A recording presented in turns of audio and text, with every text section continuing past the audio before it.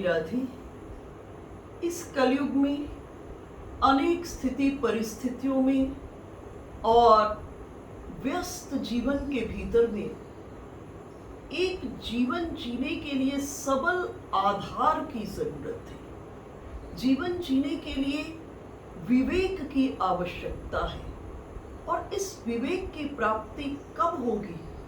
जब हम आप सत्संग जीवन के भीतर में करेंगे और सत्संग से विवेक की प्राप्ति होगी।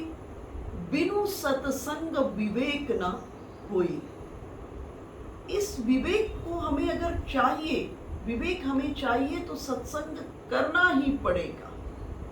अब ये सत्संग इस जगत के भीतर में बड़ा दुर्लभ है। सत्संगति दुर्लभ संसार। और सत्संग कब मिलेगा? जब प्रभु की कृपा जीवन के भीतर में होगी, तब हमें सत्संग की प्राप्ति होगी, हमको संत का सानिध्य प्राप्त होगा। देखो, वास्तव में संत कौन है, इस पर भी विचार करना पड़ेगा। जिसके पूरे स्वरूप के भीतर में सत्य, जो सत्य है वो परिपूर्ण हो गया है। अर्थात जिसकी आंख में, मन में, क्रिया में, चेष्टा में, खान पान में, बोलने में, सोने जागने में, सब क्रियाओं में, देखने में, उठने में, बैठने में, अर्थात जीवन की सभी क्रियाओं में सत्य परिपूर्ण हो गया है। देखो, दो शब्द हैं। एक है सत्य, जिसे अंग्रेजी में ट्रुथ कहते हैं, और दूसरा शब्द है सत्य, जिसे अंग्रेजी में एसेंस कहते हैं, अर्थात सारभूत, मूल। तो जिसके जीवन के भीतर में एसेंस परिपूर्ण हो गया है, अर्थात इस सृष्टि के मूल में कौन है? इस सृष्टि के मूल में एक परमात्मा है, जिसकी सब क्रियाओं में परमात्मा समाहित हो गया है, परिपूर्ण हो गया है। और परिपूर्ण जब हो गया और उस पर क्या लग गई? बिंदी। सत्य के ऊपर बिंदी लग गई, अर्थात स्टैंप लग गई, तो वो संत हो जाता है। ऐसे व्यक्ति का सानिध्य हमको प्राप्त हो जाए, सत्संग हो जाए। और ऐसे व्यक्ति के सानिध्य से क्या होगा?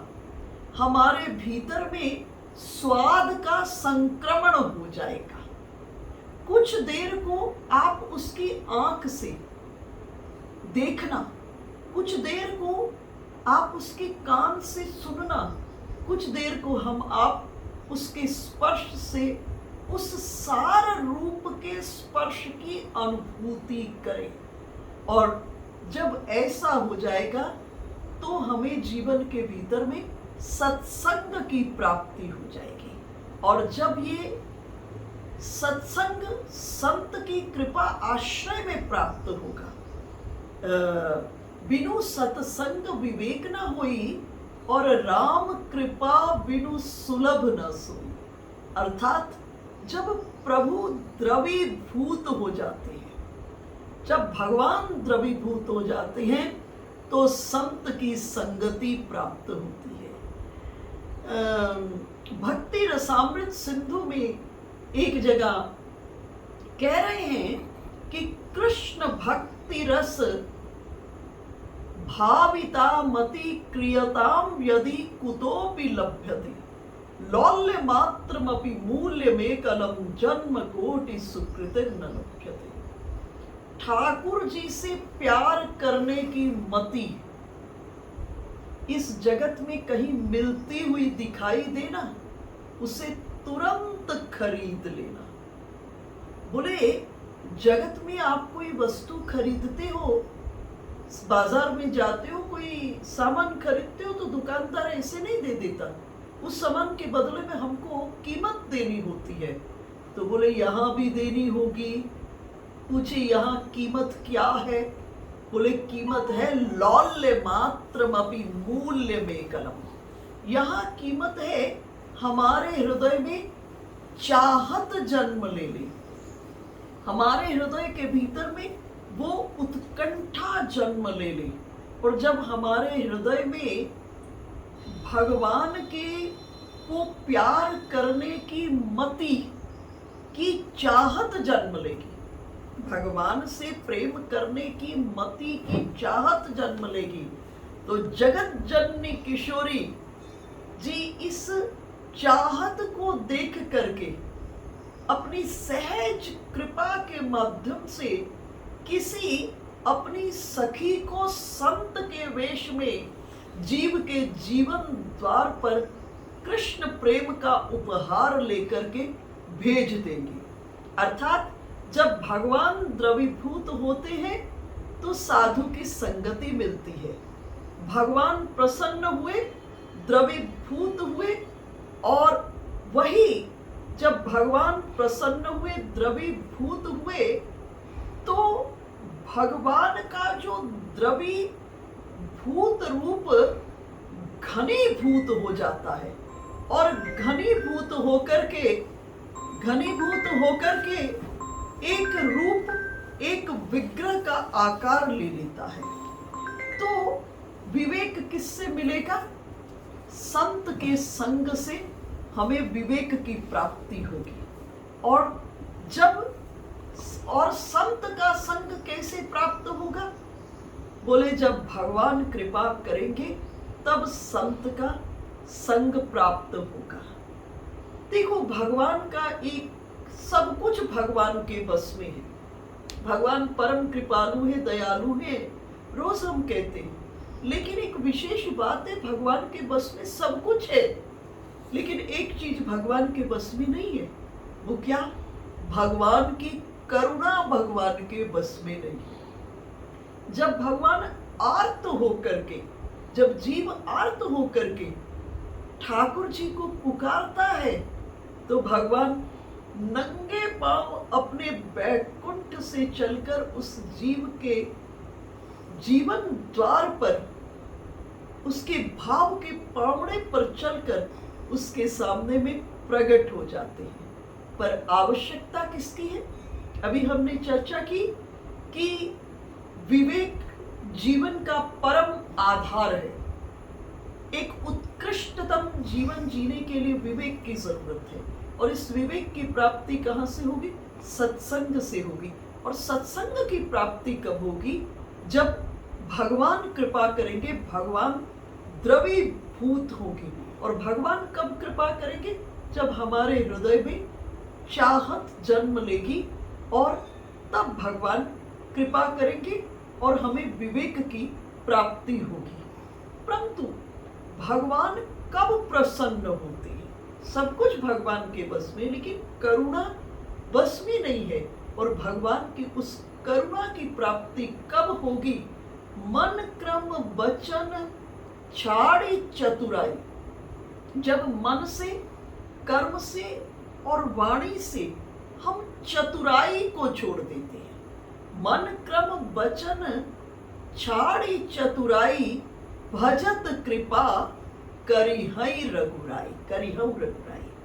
तब भगवान की अकारण करुणा वरुणालय, प्रभु की कृपा की वृष्टि होनी प्रारंभ हो जाती है। यूं तो परमात्मा की कृपा इस सृष्टि में सदैव बरस रही है। आकाश से आपने देखा होगा, वृष्टि होती है, बारिश होती है, लेकिन कुछ के मटके सीधे पड़े हैं और कुछ ने अपने मटकों को उल्टा रखा। जिनके मटके सीधे पड़े हैं वो जल से लबालब भर जाते हैं, लेकिन जिनके मटके उल्टे पड़े हैं सारे का सारा जल बह करके नीचे बिखर जाता है, भूमि पर बिखर जाता है। तो ये जो मटका सीधा हो, ये कब प्राप्त होगा? जब हमको जीवन के भीतर में विवेक की प्राप्ति हो जाएगी, तो ये मटका अपने आप सीधा हो जाएगा। और प्रभु की कृपा रूपी जो अमृत रस है उससे हमारा पात्र, ये मटका, ये देही है, ये हमारा पात्र उस अमृत रस से लबालब भर जाएगा। लेकिन आवश्यकता किसकी है? मन क्रम वचन छाड़ी चतुराई। मन कर्म और वाणी से हम चतुराई को छोड़ दें। देखो, एक बात हृदय के भीतर में धारण कर ले, जगत में हम चतुराई कर सकते हैं, लेकिन प्रभु के सामने में कोई चतुराई चलने वाली नहीं है। वो अंतर्यामी है, वो हमारे हर क्रिया के पीछे के उद्देश्य से परिचित है। इसलिए उनसे कभी भी हम अपने जीवन में चतुराई नहीं कर सकते। और जैसे ही चालाकी आएगी, प्रभु बहुत सहजता से जान जाएंगे कि ये दोष हमारे भीतर में आ गया है। और इसलिए क्या करें? चेष्टा से, प्रारंभ चेष्टा से ही करना पड़ेगा।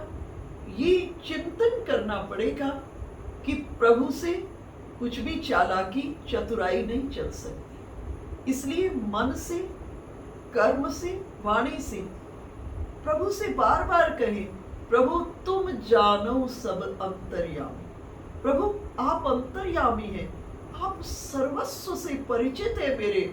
प्रभु ऐसा करें, अपनी सहज कृपा मुझ पर की वृष्टि करें कि मेरे भीतर में ये जो दोष है, ये दोष तीनों के तीनों अपनी सहज कृपा से आप हरण कर ले। तो मन क्रम वचन छाड़ी चतुराई, भजत कृपा करी हम रघुराई। जब मन कर्म वाणी से जीव चतुराई को छोड़ करके भजन करता है, तो भगवान की सहज कृपा प्राप्त हो जाती है। अर्थात कपट को छोड़ करके जो भजन करता है, उस पर प्रभु की सहज कृपा होती है और वो उस कृपा को जीव अपने जीवन के भीतर में अनुभव करते हैं। ठाकुर जी व्यापारी नहीं है कि आप 108 माला जपेंगे तभी कृपा होगी। बस कंडीशन है मन, कर्म और वाणी से चतुराई को छोड़ करके भजना, थोड़ी देर चिंतन करना कि प्रभु मेरे सर्वस्व हैं। पहला चिंतन, और दूसरा जगत, ये चिंतन, ये जगत कौन है? ये जगत में अनेकों जड़ चेतन जग जीव जता, जहां तक दृष्टि जाती है मेरे ठाकुर का रूप है। जब ये चिंतन जीवन के भीतर में आ जाएगा, तो चतुराई जो है ना, उसकी विदाई हो जाएगी। और क्या होगा? भजत कृपा करी हम रघुराई। भगवान की कृपा को हम अनुभव करें। परंतु अब ये कपट छूटना इतना आसान तो नहीं है ना। ये कपट कैसे छूटे? तो मानस में गोस्वामी जी महाराज जब वंदना कर रहे हैं, तो किशोरी जी की, सीता जी की जब वंदना कर रहे हैं, तो क्या कह रहे हैं? ताके जुगपद कमल मनाऊं, जासु कृपा निर्मल मति पाओ। किशोरी जी के चरणों में जैसे एक बच्चा मलमूत्र से सना होता है, लेकिन मलमूत्र से सना हुआ बच्चा जब माँ के पास पहुंच जाता है, माँ जरा भी विचार नहीं करती। माँ क्या करती है? मलमूत्र से सने हुए बच्चे को पहले साफ शुद्ध करेगी, नहला धुला देगी, और नहला धुला करने के बाद क्या करेगी? सुंदर उसको तैयार करके, श्रृंगार करके अपने पति की गोदी में दे देती है। तो इसी तरह से जब हम जगत जननी किशोरी माँ के शरण में पहुंच जाएंगे, तो उनकी कृपा से क्या होगा? जासु कृपा निर्मल मति पाओ। हमें निर्मल मति की प्राप्ति हो जाएगी। माँ की कृपा हो जाएगी तो हमारा हृदय शुद्ध हो जाएगा। देखो क्रम क्या है? जीवन के जीने के लिए विवेक की आवश्यकता है। वो विवेक कब प्राप्त होगा? जब संत के माध्यम से हमको जीवन में सत्संग की प्राप्ति होगी, तब विवेक की प्राप्ति होगी। और जब विवेक की प्राप्ति होगी, तो किसकी प्राप्ति होगी? फिर भगवंत संत की प्राप्ति कब होगी? जब भगवान कृपा करेंगे और जब संत का सानिध्य मिल जाएगा और फिर दोबारा से हमारे भीतर में जो छोटे मोटे विकार हैं वो संत सानिध्य में जाकर के खत्म हो जाएंगे, जल जाएंगे, हम शुद्धाति शुद्ध हो जाएंगे और फिर कहाँ पहुंच जाएंगे? हम ठाकुर जी के पास पहुंच जाएंगे, तब ठाकुर जी कृपा करेंगे। तो इस क्रम में पहली आवश्यकता है सत्संग, संत का सानिध्य, और संत के सानिध्य के माध्यम से जब हमको ये समझ आ जाए कि जीवन क्या है और हमारी वृत्ति अंतःकरण की ऐसी हो जाए कि हम अपने अंतःकरण में प्रभु दर्शन और इस जगत में प्रभु का दर्शन करने लगे। ये बात समझ आ जाए कि हमारे अंतर में भी वो नौरंगिया ही है, वो है तो हम हैं, वो नहीं तो हम नहीं, ये मिट्टी हो जाएगा। और घर वाले 4 टेढ़ी मेढ़ी लकड़ियों के ऊपर चढ़ा करके शमशान में जलाने को छोड़ देंगे। इसलिए ये बात समझ आ गई कि वो अंतर्यामी को कहीं खोजना नहीं, हमारे ही भीतर है। और इस जगत के भीतर में भी वही एक परब्रह्म है। जब ये बात समझ आ जाए, बात तो समझ आ गई, लेकिन अभी क्या है, इस पर मन कर्म वाणी में कपट होने के कारण बुद्धि स्थिर नहीं हुई, और नहीं हुई तो इसके लिए आवश्यकता किसकी है कि इस कपट से मुक्त होने के लिए हम किशोरी जी की शरण में पहुंच जाए। और जब किशोरी जी की शरण में पहुंच जाएंगे, सहज कृपा से हमारा मल खत्म हो जाएंगे, विकार खत्म हो जाएंगे, हम शुद्धाति शुद्ध हो जाएंगे और हम प्रभु हमसे प्यार करेंगे और हम प्रभु से कण कण में दर्शन करते हुए प्रेम करने लगेंगे। जय श्री राधे।